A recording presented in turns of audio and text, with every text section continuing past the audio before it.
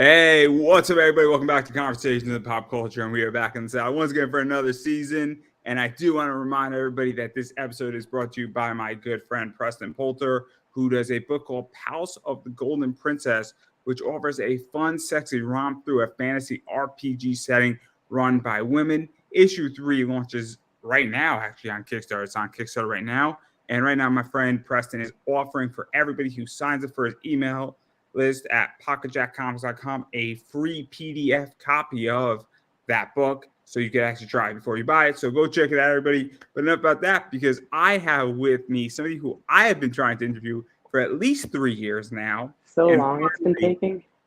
finally, she's decided to show up. We Finally. finally did it. We finally did it. Auntie Kitty. So welcome to the show. Hello, thank you. Appreciate it.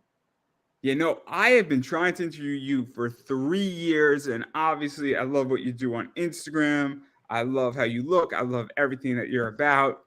And so I am super excited to have you on. This is all about me getting to interview somebody who I thoroughly enjoy on Instagram and not really giving her an interview. No, I'm joking. Obviously, this is interviews about you, but I do want to, why don't you tell everybody a little about who you are? Because a bunch of people don't know who you are. And I guarantee you a bunch of people in my audience probably do know who you are and have come across you and may or may not want to admit it. So who are you? I'm Katrina Scantily Kitten on Instagram, and I model. I've been doing it for a long time. I do my own content, and you can find me there. Aside from that, Yeah. I don't think you're giving yourself enough credit because obviously you have 32,000 Instagram followers. And I don't think that just happened. So obviously, how did you get into modeling and how did you really get into this space? Because you're in a very unique space on Instagram. And how did that all come about? Because obviously nobody just gets 32,000 followers. I mean, I'm going to say something that's going to sound a little mean, but there's a bunch of cosplayers who obviously have that, but you're not a cosplayer. And I've seen your Instagram grow from having like 5,000 to going up to 10,000 to 32,000. have And you been following for that long? I've been following from the beginning. Yes, I have. Wow. So obviously, how did you get into that space? Because it is a complicated space right now. I've been doing it forever. So I started like almost right from the beginning, and yeah, I started taking pictures. I guess I'm in a niche market, like you said. And yeah, I just started taking pictures. It seemed like there was people that liked it, and I just kept doing it.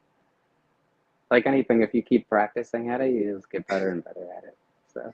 So let's actually talk about that because you've been doing this for a while. I mean, I don't know exactly how long. I think I started kind of following you 3-4 years ago.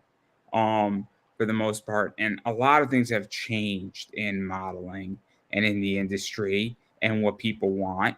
A little bit actually before COVID, I've been following you. So obviously COVID changed everything, but what has that been like? Because I think the last 7 years in the Instagram space and the modeling space has been fascinating. And I've seen everything because obviously I'm pop culture and I'm exposed to a little bit of everything. And so what has that been like? Because I felt in 2017, 2018, it was the norm. And then 2019, things started shifting a little bit. And then when COVID hit, all hell broke loose. So I'm curious what that was like for you because I think modeling now is more gate kept and also more liberated. Yeah, I agree. I mean, things like OnlyFans obviously popped up, which opened a lot of doors for a lot of people.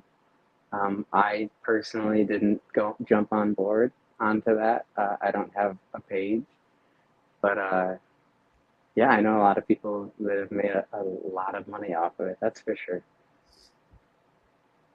So let's actually talk about that. Why didn't you jump onto OnlyFans? Because I tried doing OnlyFans, and I viewed OnlyFans a little bit differently than other people. I didn't view it as a lewd site. I viewed it as a Patreon type site and a site Hmm. where you could create content and then distribute it to people who want to pay monthly, just I guess a monthly subscription model. Because the monthly subscription model to me is working. I pay for a bunch of monthly subscriptions, and so does everybody else. It's called Netflix, guys. It's called Peacock. Before anybody gets any bad intentions here, but I just got booted off my Netflix because I was sharing somebody's, and they.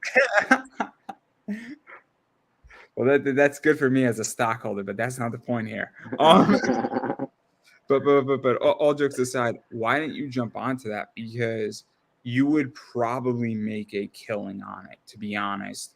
And I'm curious as to why you haven't decided to go that route and you've gone a bit of a different route. Because I don't think you have a Patreon. I don't think you have a loyal fans. I don't think you're in that space. And so I'm curious as to why you didn't want to go that route because I know plenty of people who have gone that route and they're still going that route and they're making bank. Yeah. Well, that one's a little more complicated, I guess, but it has to do with more of the not many um, people in my normal life don't know me as scantily kitten, right? So um, I can't, I guess, risk it, if you will. So let me ask this. I mean, do you have a 9 to 5 job where first thing, so I have a 9 to 5 job and then I do all this on the side. And technically my employer doesn't know, but it was on my resume, so they should know. But in my job's contract, this doesn't interfere with my job. If this interfered with my job, it would, and also I highly doubt my job's gonna be like, Andrew, you did an interview with a professional wrestler, and we didn't really like WWE. We're AW fans. I don't think it would go down that way. But I mean, I'm curious because it's very interesting why people choose to go there and why people don't. And when somebody has 32,000 Instagram followers, I mean, there's a lot of money that could be on the table. Oh, I know, I get asked every day. No, it's okay. I'm just joking. Um, yeah, I don't know. I think I guess what I said before. I don't have much of an answer. I haven't thought about it much. Um, but No, yeah, because I think it's interesting when somebody doesn't do that and says, "I don't want to go that route," because I'll be honest, I'm very contrary to the norms. So I obviously do other things outside of this, and I'm very much a contrary investor. And I've made a lot of money and I've had a lot of profitable trades and investments because people thought I was crazy investing in certain things that turned out to have huge rates of return. And I've been rewarded for that. And I think there is something to be said about saying, hey, I don't want to do this, because content production is very complicated. You put up mhm. a lot of posts every week and obviously shooting those photos and even getting witty and doing some other stuff with that. It is a very complicated thing to do. And that's what I think is just so interesting is that I kind of think it's fascinating and almost in a lot of ways makes you more in demand. I feel the fact that you're not on OnlyFans, you're not on Loyal Fans, you don't have a clips for sale store is now if you ever do go that way, I mean, the gate is just going to open up. It's going to be a massive floodgate. Yeah, probably. I don't know if I ever will, but if I do, yeah, I think it might be profitable. Yeah, no, I just think this is interesting. And then obviously even going further though outside of this, obviously you do a lot of stuff with modeling, you do a lot of Instagram stuff. And so what is that like? Because even tabling the OnlyFans stuff, I mean, obviously I've watched your Instagram account grow massively. And I've, as I stated, kind of around 5,000, 6,000, 10,000, and then all of a sudden it jumped up to 32,000. And there was other places that you were posting as well. And what has that been like? Because you've gone from being a little kitten, I think, to being a full line cat in a lot of ways. And I've been waiting to use that joke. I'm sorry. I'm sorry. But what has that been like? Because obviously you've grown a base, and it's so interesting when somebody has grown a base. And I feel like your base is very organic. And what has that journey been like for you? Because I kind of have seen it in real time, and it's fascinating to watch. Yeah, it started on Instagram. Then I would I got probably up to like, yeah, like 5 or 10 thousand, and I started posting on Reddit, and that helped a lot. And then I started posting on I would have other like pages were reaching out to post my pictures, so we were doing that for a little bit, and yeah, it just started growing and growing. Yeah, let's actually talk about that because I think Reddit is a very lost social media platform. And I think it can be very, very interesting because I really have never touched Reddit. Um, I have a whole different discussion about Reddit. It's very political. I think the U.S. government really screwed the guy who created Reddit over. I think they did. But we don't have to talk about it. As a libertarian, I'm required to say that. But my whole thing is that Reddit has subgroups, and anybody who's interested in a particular style, genre, thing, there's a subgroup for Reddit, and it's a very fascinating social media platform because if somebody likes, I'll just use an example. Somebody likes collecting teacups. There's a Reddit subgroup for that, and they go ape shit for it. And so, what was that like? Because that I felt was kind of your secret sauce in certain ways for what you Yeah, model, what you do, and even just building an audience because you naturally converted people to who you are on other platforms. And that's what's interesting. And I don't even know if you were realizing what you were doing, but it's really, really, I think, important to recognize when somebody does something right. thank you. I Yeah, I guess I not to get too like in the weeds about it, I guess, but I I guess I along the way I found out that it turns out there's a lot of people that like that I'm a man under all of this, and they enjoyed that part of it, and finding that niche of people um, definitely helped for sure. Yeah, see, that's what's so interesting. I mean, I wasn't gonna bring it up. I was gonna bring that up, but obviously, since you did, it is a It is what niche. it is. It is a niche, and I wasn't gonna bring it up. I just want to make that crystal clear here. I figured you were eventually gonna bring it up. Um, that's why I referred to you as a she first, because I thought it would come out eventually. But anyway, see that's what's interesting is that I think that we are in such a hyper political view where I think what you do is brilliant and art. I really do. I think it is so artistic. I think it is brilliant. I think I'm very libertarian on whatever you want to do. You can do. I personally don't care as long as you're causing me not harm, right? So but like that's what's so interesting is that you are really capturing that niche and a bunch of people who like this, and you're providing content for that. And that's what I think is capitalism by nature. And so as a libertarian, as a capitalist, I think what you're doing is brilliant and you're filling that niche. And I want you to make millions and millions of dollars off of this. I really do. Yeah, I mean, I do too, obviously. But in order to do that, I would have to commit fully to it. And I don't know if I can with the way that my life is, I guess. That makes sense. No. I understand. I mean, I think what you're doing is that you have captured what people want, and a lot of people want it for a lot of different reasons, and they just enjoy your content. And I find that if you enjoy something in life, you should go seek it. I thoroughly enjoy collecting baseball cards, for instance. And so I And enjoy comic books too, right? what? You and comic books too, right? Yeah. I'm a big comic book collector. I'm a big comic book Because seller. I love comic books too. I'm a big fan of all that.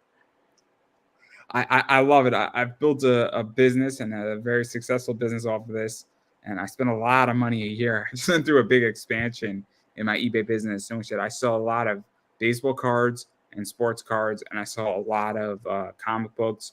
And I actually got out of Pop Funkos because they're the worst thing to sell.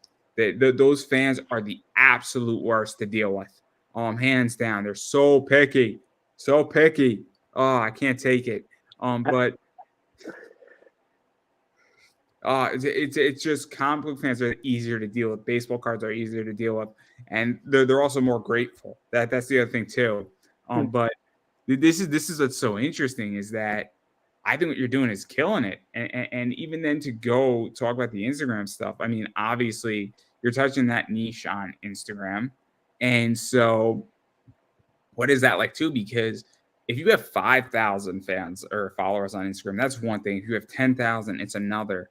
But now you have 30,000, 32,000, 30,000, 32,500. Soon enough, it's going to be 33,000. And what is that like? Because now you are reaching a wider audience. And now you actually have influence to some degree. And I know that you have some influencer deals, and I know you've had some paid sponsorship stuff going on. So what has that been like? Because that's a whole different trajectory when you're at 5,000 followers to 30,000. Hmm. Yeah, a lot more messaging, everyone. Um, Hey, you still answer mine, so I'm happy about that. like sometimes things get lost. I'm sorry if I don't. I apologize. Um, but I've done a couple deals. I have made a little bit of money off that. And yeah, it's mostly just products though. Um, yeah, it's just more time spent. So let's actually talk about that because this is what's cool is that I don't know if your influencer deals are product exchange deals, money, or even just the idea that you even get approached to do a deal because I've been approached to do stuff. I've obviously have sponsors on my show and I don't have nearly as much clout as you do on Instagram. But apparently people either like me or they realize that I reach a wide audience or I reach the right audience where I've returned a decent amount of money to a comic book printer that I was dealing with. People like your viewership doesn't match what you're saying. And I'm like, but you don't understand that I reached the right audience. Everybody needs printing, and I just so happened to have a printer as a deal, and they made a lot. They didn't make a lot of money, but they made their money back and then some. But anyway, the point is that what is that like? Just even on just not so much the money, but that people are interested in you and that they want to pay you for your time. Because it's a weird thing when it happens, because it's happened to me. And I can tell you on my level, it made me feel really good. When someone's like, hey, would you want to read this live ad for 10 bucks for me? And I'm like, yeah, you want to pay me to do it? Like, it's a weird It thing, feels right? it feels good. Yeah, it does. It's fun. If it's the right people, and usually it's ones that I use. Um, it's good to be able to um, help and give back and feel like you're a part of it. Yeah, no, because I mean, for me, and I agree, where I don't necessarily use necessarily printing at the moment for comic books, but I know a lot of people need that product, and I know that they're getting a 5-10% discount. All of a sudden, I know that they're saving some money, and it's very cool for me. And then also, I say, cool, I just got $500. I get to continue my show for another year, and a lot of alleviation is taken off my position. And so it is very, very rewarding when all of a sudden a lot of alleviation and stress and saying, cool, I can actually do something with this, or you made 200, $300. You're like, cool, I can now go kind Hmm. of treat myself to something. I mean, I don't know if you view it that way, but that's how I view it, where I can have, cool, I have $50. That means that it's going to cost me $190 to run my show. Now I need to raise Yeah. $190 instead. And great, the goalpost just got a little bit easier. Hmm. Yeah, no, for sure. I'm sorry. I have to get going in a second here. I don't mean to interrupt like or stop you or anything like that, Oh but yeah, yeah, is yeah, that yeah. okay? We can I'm stop. sorry. Uh, Absolutely, absolutely. Anytime with you is fun. But I do want to give you a chance to self promote yourself. So obviously, where can people bother you, find you, hit you up, follow you on Instagram, all that stuff? yeah, Instagram. You can find me as everywhere at scantily kitten, um, and just type that in anywhere, and I'll pop up. Awesome. And then I'm just going to quickly promote myself. Obviously, I am Pop Anime Comics on Twitter, Instagram, Facebook, TikTok, all that fun stuff. And you can bother me there. You can check me out. You can see what I'm doing and all that fun stuff. And yeah, so that's everything I got. Obviously, it's a short interview, guys. I'm sure you and me are going to have a much larger interview at some point, talking about a lot of fun stuff. But Absolutely. I do want to give you at least the chance to have the final word. So This has been great. I'm glad we finally got to do this. me too, everybody. And that, I believe, is a wrap.